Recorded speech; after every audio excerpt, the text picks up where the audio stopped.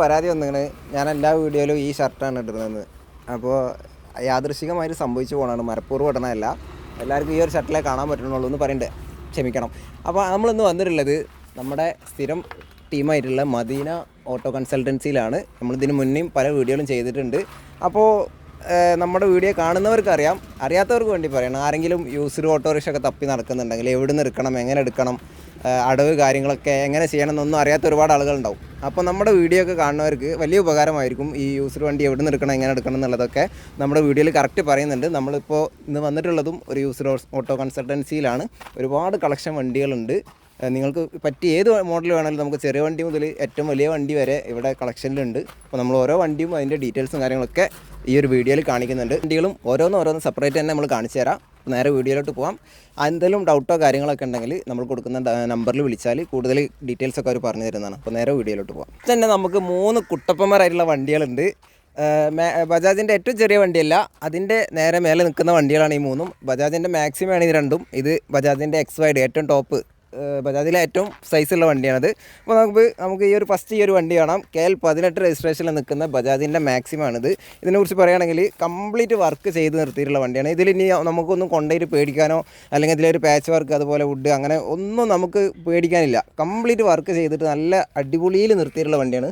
ഇവിടെ വന്നിട്ട് തന്നെ നമുക്ക് നോക്കിയിട്ട് എടുക്കാവുന്നതാണ്. ഇതിൻ്റെ പ്ലാറ്റ്ഫോമും കാര്യങ്ങളൊക്കെ അതാ കംപ്ലീറ്റ് ഫിനിഷിംഗ് ആണ്.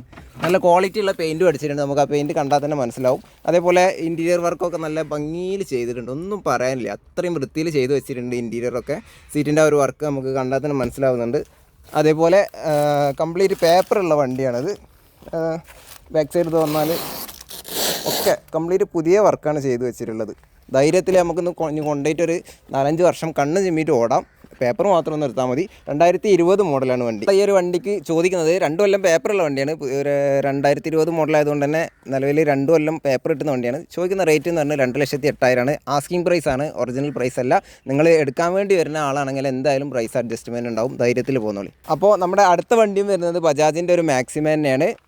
ഇത് പറയുകയാണെങ്കിൽ നമ്മൾ കംപ്ലീറ്റ് പണി എടുപ്പിച്ചിട്ടില്ല, കസ്റ്റമറൊക്കെ നിർത്തിയിട്ടുള്ള ഒരു കണ്ടീഷനിലാണ്. ഇതിൽ നമുക്ക് സീറ്റ് വർക്കും കാര്യങ്ങളൊക്കെ ചെയ്തിട്ടുണ്ട്. പാച്ച് വർക്കൊന്നും പറയാനില്ല, ഒരു കംപ്ലൈൻറ്റോ നമുക്കൊന്നും പറയാനില്ല. കാരണം ഫിനിഷിംഗ് ഉള്ള ആ ഒരു ബോഡി തന്നെയാണ്. നമുക്കിതിൽ വർക്ക് എടുക്കേണ്ട ആവശ്യം വന്നിട്ടില്ല. അപ്പോൾ ഈ നിലവിലുള്ള ഈ ഒരു കണ്ടീഷനിൽ KL 19 രജിസ്ട്രേഷനിൽ നിൽക്കുന്ന 2018 മോഡൽ വണ്ടിയാണ്. അത്യാവശ്യം നല്ല വൃത്തിയുള്ള വണ്ടി തന്നെയാണ്. പുതിയ പേപ്പറുള്ള വണ്ടിയാണ്. നിങ്ങൾ പുതിയ ഒരു ഓട്ടോറിക്ഷ എടുക്കാൻ പോകുന്ന ആളാണെങ്കിൽ അവർക്ക് പറ്റിയ നല്ലൊരു ഓപ്ഷൻ ഇവിടെ ഉണ്ട് നമ്മളെ കയ്യിൽ. പുതിയതല്ല, 2024 മോഡൽ. ആകെ ജസ്റ്റ് 1 വർഷത്തെ ഉപയോഗം വണ്ടിക്ക് വന്നിട്ടുള്ളൂ.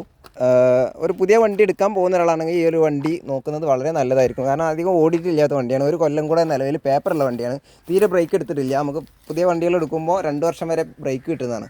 അപ്പോൾ ആ ഒരു കണ്ടീഷനിൽ ജസ്റ്റ് 1 വർഷത്തെ യൂസേ വന്നിട്ടുള്ളൂ.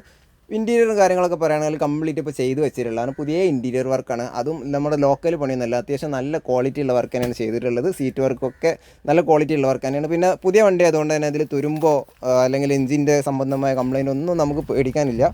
പുതിയ വണ്ടി ആയതുകൊണ്ട് തന്നെ ധൈര്യത്തിൽ നമുക്ക് കൊണ്ടുപോയി ഓടാം. പിന്നെ പാച്ച് വർക്കും കാര്യങ്ങളൊക്കെ എന്തായാലും ഒരു 4-5 വർഷത്തിന് നമുക്ക് നോക്കേണ്ട കാര്യമില്ല. പുതിയ വണ്ടികളാകുമ്പോൾ ഇനി പണിയെടുപ്പിച്ചാണെങ്കിലും ഒരു 4-5 വർഷത്തിനൊക്കെ നമുക്ക് എന്തായാലും ആ ഒരു കണ്ടീഷനിൽ പോകും.